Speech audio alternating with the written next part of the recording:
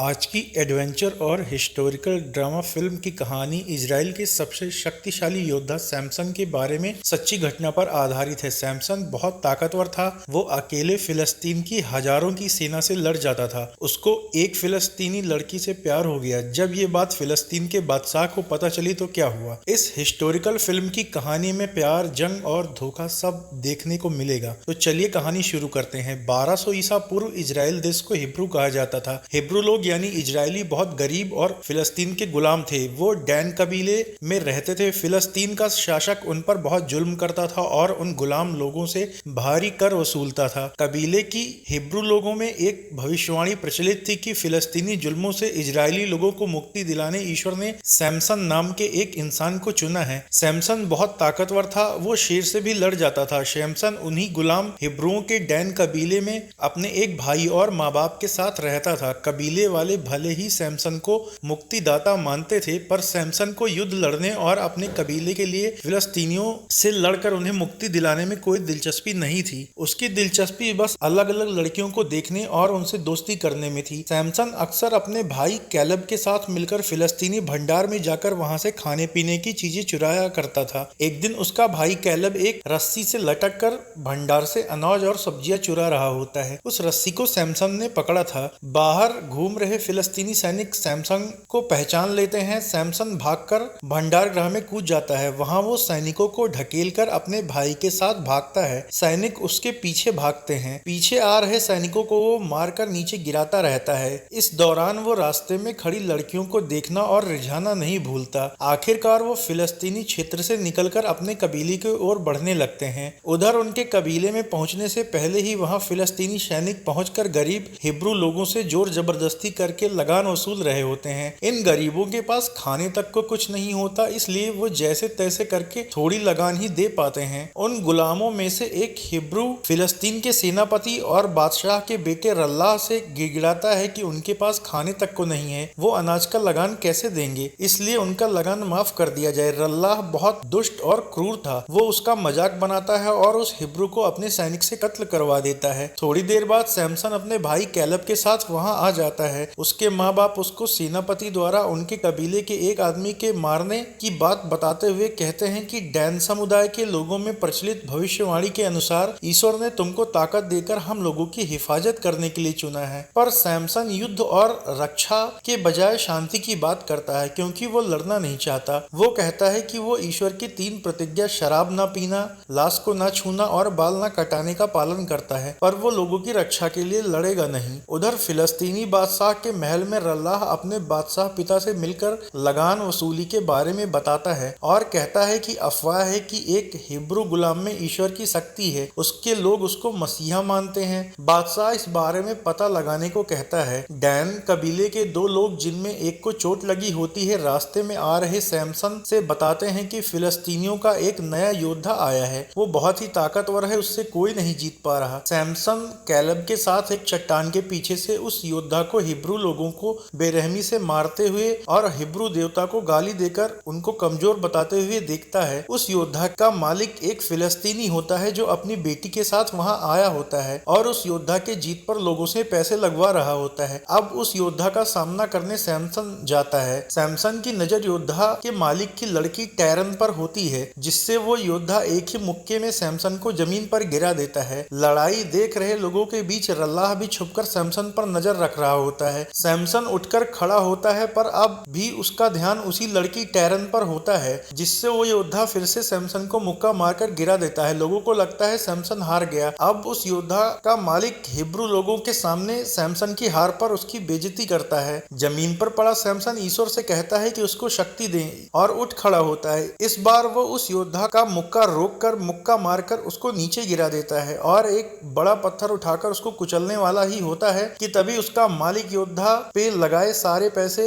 उसको देकर उसको ना मारने को कहता है। कबीले के लोग सैमसन की जीत पर खुश हो जाते हैं। फिलिस्तीनी रईस अपनी बेटी और उस योद्धा के साथ वहां से चला जाता है। अगले सीन में रल्लाह के सैनिक उस फिलिस्तीनी रईस की बग्घी रास्ते में ही रोक लेते हैं। रल्लाह उस योद्धा द्वारा सैमसन से हार जाने पर बहुत नाराज होता है। दरअसल ये योजना रल्लाह की ही थी। उसने ही उस रईस के जरिए योद्धा को सैमसन से लड़ने भेजा था, ताकि सैमसन की शक्ति का पता लगाया जा सके कि उसमें सच में ईश्वर की शक्ति है या नहीं। वो रईस रल्लाह से कहता है, मालिक आपने जैसा कहा हमने वैसा ही किया, पर हमने जीतने का कोई वादा नहीं किया था। रल्लाह उस योद्धा को मरवा कर रईस से कहता है, तुम्हारी वजह से हुए नुकसान की भरपाई होने तक तुम अपनी बेटी के साथ मेरे यहाँ काम करोगे। इसके बाद रल्लाह अपने पिता के पास जाता है और उनसे बताता है कि उसने अपनी आंखों से सैमसन की शक्ति देखी है और उसमें सच में ईश्वर की शक्ति है। ये सुनकर बादशाह बहुत नाराज होता है और कहता है, ये बकवास और अफवाह है, इस मामले को जल्दी से जल्दी सुलझाओ। कहानी में आगे सैमसन उस लड़की टैरन के पीछे जाकर उससे मिलता है और कहता है कि वो उसको पहली नजर में ही पसंद आ गई थी। टैरन कहती है वो भी उसको पसंद करती है। दोनों अगले दिन समुद्र के किनारे मिलते हैं और एक दूसरे से अपने दिल की बातें कहते हैं। सैमसन कहता है कि वो शादी करके शांति से जीवन जीना चाहता है। टैरन उससे कहती है कि सिर्फ तुम लोग ही गुलाम नहीं हो, वो और उसके पिता को भी रल्लाह ने कर्ज के बहाने गुलाम बना रखा है। रल्लाह की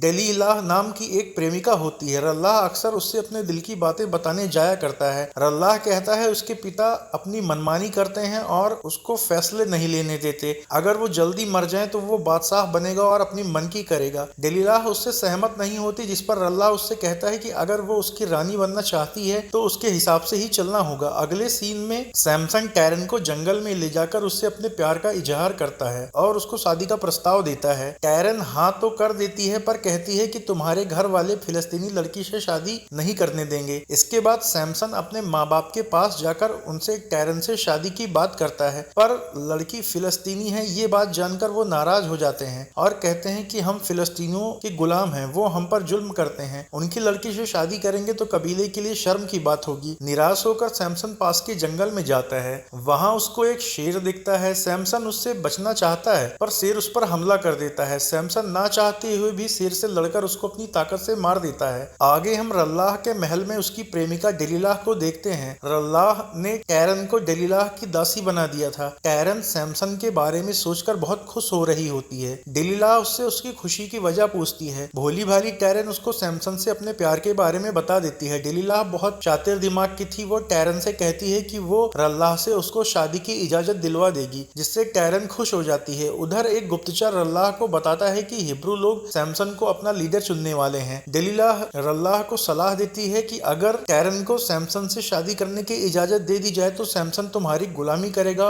और उससे तुमको कोई खतरा नहीं रह जाएगा और तुम आसानी से राजा भी बन सकते हो। उधर जंगल में मरे शेर के पेट से दूसरे जानवर का मांस चखकर सैमसन कहता है, भक्षक के भीतर भक्षक वाला खाना, फली में पाओ मीठा खजाना। शाम को महल में जश्न का आयोजन होता है। रल्लाह सैमसन को वहां बुलवाता है और सैमसन को शराब पीने को देता है। सैमसन कहता है कि वो शराब नहीं पीता। रल्लाह के दोबारा कहने पर भी जब वो नहीं पीता तो रल्लाह उससे झूठ बोलता है कि इस गिलास में शराब नहीं है। जैसे ही सैमसन उसको पीता है वो जान जाता है ये शराब ही है और वो मुंह से शराब को उगल देता है। वो रल्लाह पर बहुत नाराज होता है और उसको मारने ही वाला होता है। रल्लाह कहता है कि वो उसकी ताकत जानता है पर क्या वो दिमाग से भी कुछ कर सकता है और सबके सामने उसका मजाक उड़ाता है। रल्लाह सैमसन से एक पहेली का जवाब पूछता है। सैमसन उस पहेली का जवाब नहीं दे पाता, जिस पर रल्लाह उसका मजाक उड़ाता है। अब सैमसन कहता है कि उसके पास भी एक पहेली है। अगर वहां मौजूद रल्लाह और उसके 30 लोग इसका जवाब नहीं दे पाए तो सबको अपने कपड़े उसको देने होंगे। रल्लाह कहता है कि अगर जवाब दे दिया तो तुम भी 30 फिलिस्तीनी कपड़े दोगे, नहीं दे पाए तो अपना या अपनी पत्नी का सर देना पड़ेगा। सैमसन अपनी पहेली पूछता है, भक्षक के भीतर भक्षक वाला खाना, वली में पाओ मीठा खजाना। रल्लाह और उसके लोग उसकी पहेली का जवाब नहीं दे पाते, जिस पर सैमसन कहता है इसका जवाब तुम सुबह तक दे सकते हो और वो जश्न में नाचने लगता है।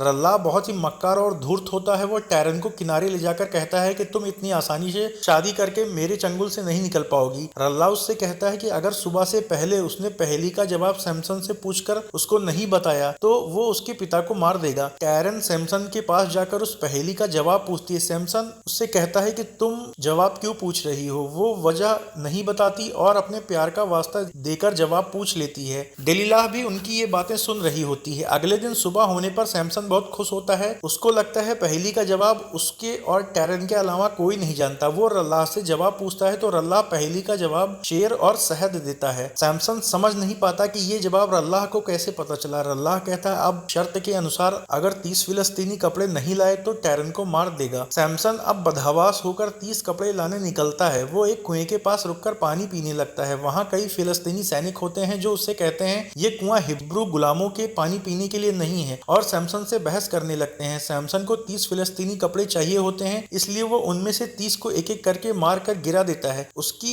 3 प्रतिज्ञा में से एक लाश ना छूने की भी थी, पर वो प्रतिज्ञा तोड़कर उनमें से 30 के कपड़े लेकर रल्लाह के पास जाता है। दुष्ट रल्लाह सैमसन को धोखा देते हुए कहता है कि उसने आने में देर कर दी, इसलिए उसने कैरन से शादी कर ली है। रल्लाह कहता है, तुमने मेरे आदमियों को मार के उनके कपड़े लिए हैं, इसलिए तुम्हें अब सारी जिंदगी मेरी खदानों में गुलामी करनी पड़ेगी। सैमसन वहां से भागता है और रल्लाह अपने सैनिकों को उसके पीछे पकड़ने भेजता है। सैमसन जिस जंगल में जाता है वहां उसको एक लोमड़ी दिखती है। वो लोमड़ी के पीछे एक गुफा में जाता है, वहां कई लोमड़ियां होती हैं। रात में फिलिस्तीनियों के फसलों में आग लग जाती है, पर वहां कोई नहीं दिखता। रल्लाह कहता है कि पता लगाओ ये किसने किया है। दरअसल सैमसन ने ही सभी लोमड़ियों की पूंछ में आग लगाकर उनको खेतों में छोड़ दिया था, जिससे फसलों में आग लग गई थी। सैमसन सामने आकर रल्लाह से कहता है कि टैरन को छोड़ दो, नहीं तो वो सारी फसलें जला देगा। रल्लाह बहुत ही क्रूर था। वो टैरन और उसके पिता को सैमसन की आंखों के आगे ही किले की छत से जलती हुई फसलों के बीच फेंकवा देता है, जिससे टैरन और उसके पिता मारे जाते हैं। सैमसन इस घटना से बहुत दुखी होकर टूट जाता है। वो अपने कबीले में न जाकर उसी गुफा में जाकर शराब पीने लगता है। दूसरी ओर रल्लाह के सिपाही कबीले में जाकर सैमसन को खोजते हैं। सैमसन वहां नहीं होता, इसलिए रल्लाह उसके पिता को गिरफ्तार करवा लेता है और कहता है कि सैमसन नहीं मिला तो उसके पिता को मारकर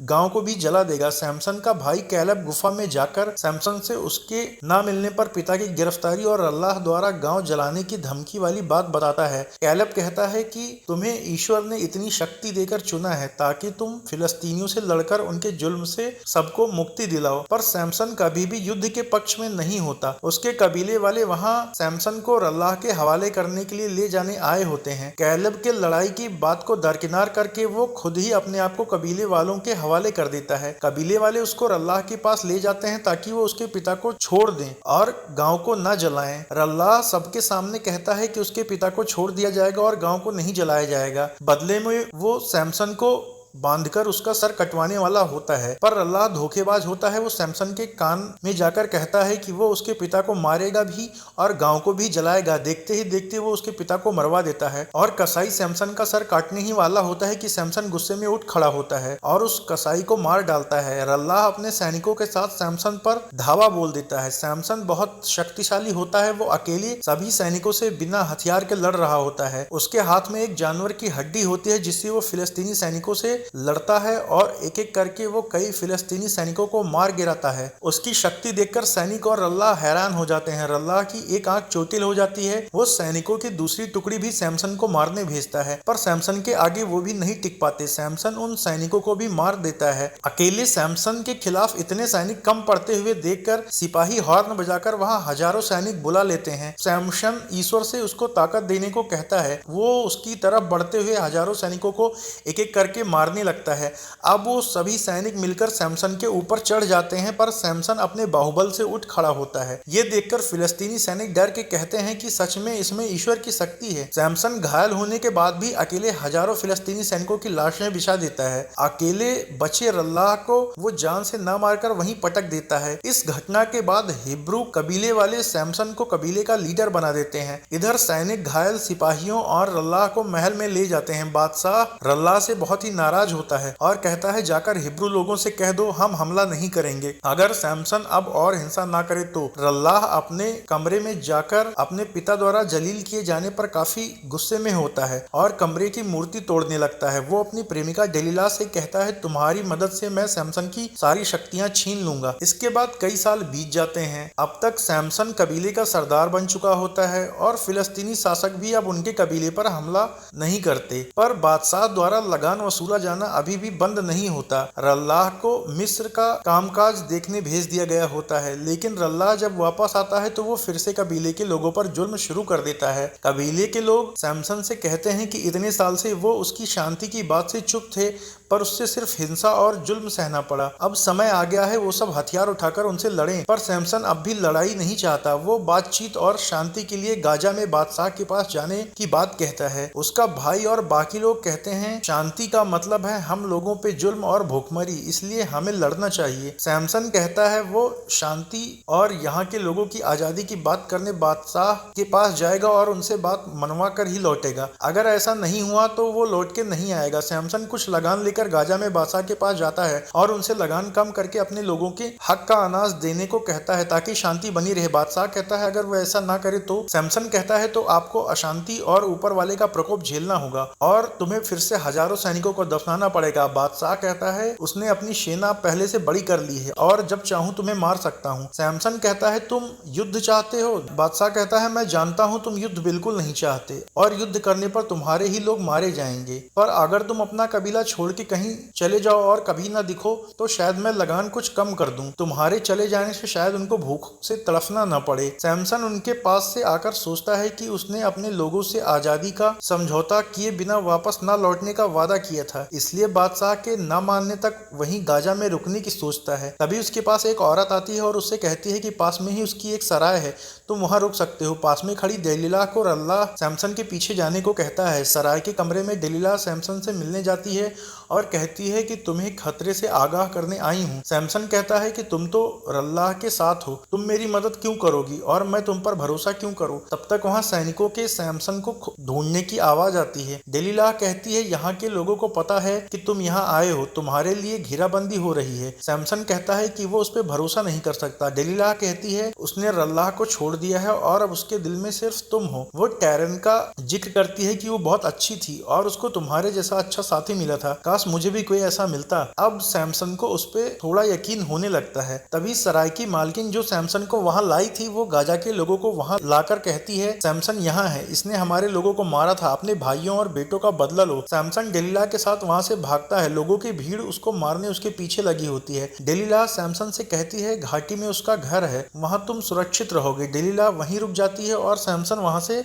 निकलने की कोशिश में भागता और कुछ सैनिकों से लड़ता है। सब मिलकर उसको घेर कर किले का गेट बंद कर देते हैं। सैनिकों के तीर से सैमसन घायल हो जाता है और अब भीड़ सैमसन को जलाने के लिए आगे बढ़ती है। वो बंद गेट को ढकेलता है और आखिरकार भारी भरकम गेट को उखाड़ देता है। उसकी ऐसी शक्ति देखकर फिलिस्तीनी लोग और सैनिक डर जाते हैं। सैमसन वहां से निकल जाता है पर रास्ते में गिरकर बेहोश हो जाता है। डेलीला उसको उठाकर अपने घर ले जाती है। सैमसन की आंख खुलने पर वो डेलीला को शुक्रिया अदा करता है और उसकी जान बचाने की वजह से वो उस पर पूरा भरोसा करने लगता है। वहां से वो अपने कबीले में जाता है और कहता है कि मैं मेरे लोगों को नहीं बचा पाया। कबीले वाले मरे हुए फिलिस्तीनी सैनिकों के इकट्ठा किए हुए हथियार दिखाकर सैमसन से कहते हैं कि हमें बादशाह से युद्ध लड़ना होगा, पर सैमसन लगान कम करने के लिए कबीला छोड़ के जाने लगता है। उसका भाई उसको रोकता है पर वो नहीं मानता और डेलीला के घर जाकर उसके साथ रहने लगता है। वो डेलीला के प्यार में पूरी तरह डूबने लगता है। रल्लाह डेलीला से मिलकर कहता है जल्दी से जल्दी उसकी शक्ति का राज पता करो। डैन कबीले के दो गद्दार लोग बादशाह से जाकर बताते हैं कि कबीले वाले युद्ध लड़ने की तैयारी में हैं, हमको शरण दे दीजिए। रल्लाह उन्हें मार डालता है। अगले दिन डेलीला सैमसन से कहती है कि अगर सच में मुझसे प्यार करते हो तो मुझसे कुछ मत छिपाओ, बताओ कि तुम्हें इतनी शक्तियां कैसे मिलती हैं। सैमसन उसकी कुटिलता समझ नहीं पाता और उससे बताता है कि वो ईश्वर की 3 कस्में, शराब न पीना, लाश न छूना और बाल न काटने का पालन करता है, पर शराब पीकर और लाश छूकर वो 2 कसम पहले ही तोड़ चुका है, जिससे ईश्वर ने नाराज होकर उसकी शक्तियां कम कर दी हैं। अब सिर्फ बाल वाली कसम ही बची है, अगर ये बाल कट गए तो मेरी पूरी शक्ति चली जाएगी। उसी रात डेलीला शराब में नींद की दवा मिलाकर सैमसन को पिला देती है और उसके बाल काटकर जला देती है। उधर अपने लोगों का सर कटने की बात बताने कैलेब सैमसन के पास आ रहा होता है। डेलीला रल्लाह को सैमसन का राज बता चुकी होती है, इसलिए वो सैनिकों के साथ पहले ही वहां पहुंच चुका होता है। सैनिक सैमसन को बांधकर घसीटकर अल्लाह के सामने लाते हैं। उसका भाई भी वहां पहुंचकर लड़ता है, पर वो भी बंदी बना लिया जाता है। अल्लाह तलवार गरम करके सैमसन की दोनों आंखें फोड़ने वाला ही होता है कि डेलीला उसको रोकती है, पर वो उसकी आंख फोड़ देता है। सैनिक उन दोनों भाइयों को बेड़ियों में जकड़कर घसीटते हुए ले जाते हैं और कारागार में डाल देते हैं। सैमसन वहां अपने भाई से माफी मांगते हुए कहता है कि ये सब मेरी गलती से हुआ है, मुझे तुम्हारी बात माननी चाहिए थी, मेरे साथ अच्छा ही हुआ, ईश्वर ने मुझे सजा दी। अल्लाह वहां आकर सैमसन से कहता है मुझे वो तरीका बताओ जिससे मुझे तुम्हारी शक्तियां मिल सकती हैं, पर सैमसन कहता है ऐसा कोई तरीका नहीं है, ये शक्तियां ईश्वर ने उसको दी है। वो उसकी शक्ति पाने का तरीका ना बताने पर उसको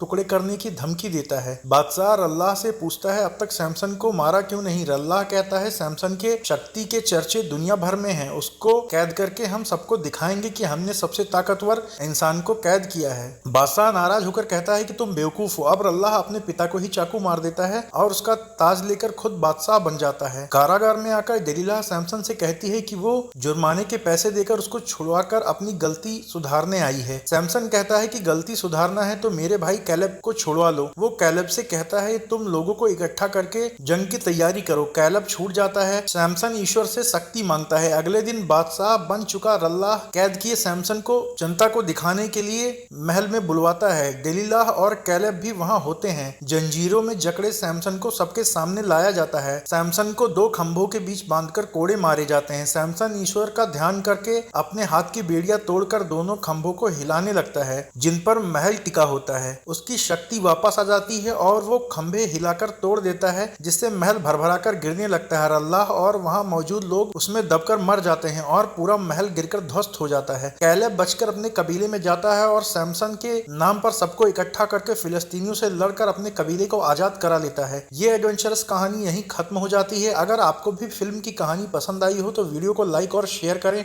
और चैनल को सब्सक्राइब